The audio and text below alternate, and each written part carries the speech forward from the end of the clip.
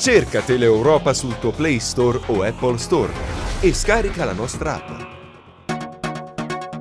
Per la depurazione in Calabria sono disponibili 160 milioni di euro, è quanto ribadito dal Presidente della Regione Mario Oliverio a Bovalino, siamo nel Reggino. Il Governatore nel corso di una conferenza stampa ha parlato anche degli interventi di rilancio per il territorio. Vediamo.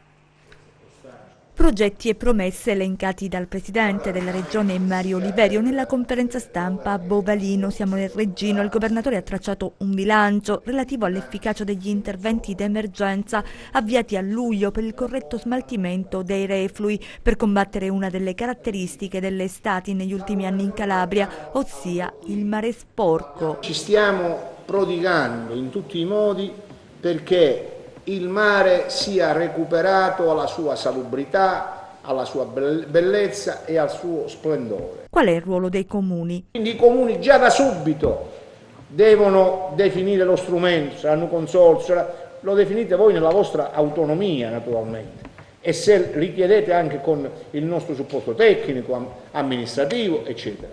Però i comuni dovranno subito, immediatamente, definire lo strumento, perché si possa poi gestire al meglio l'impianto, perché non si tratta di fare le opere, si tratta di gestirle e di custodirle le opere. Nel corso dell'incontro con i giornalisti è stato ricordato come nel Patto della Calabria siano allocate risorse pari a 160 milioni di euro per la depurazione in Calabria. Lo sviluppo del territorio passa anche attraverso il recupero dei beni culturali. Un progetto con il dottore Patamia proprio di recupero del teatro, perché l'anno prossimo la stagione teatrale appunto qui anche all'Ocra, quindi valorizzare gli attrattori.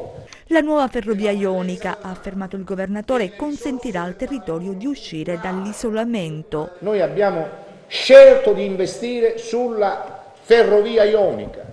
Da Catanzaro a Sibari è chiusa la ferrovia, già il primo lotto è partito.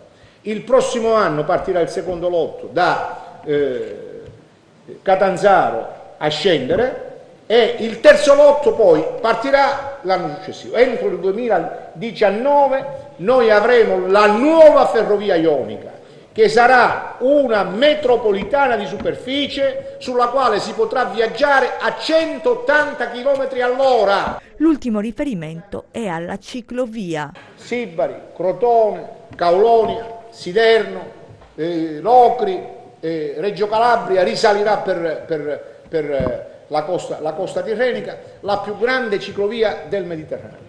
Per il territorio al momento c'è solo la consapevolezza di un'attenzione da parte della Regione, si resta in attesa che le parole si traducano in fatti.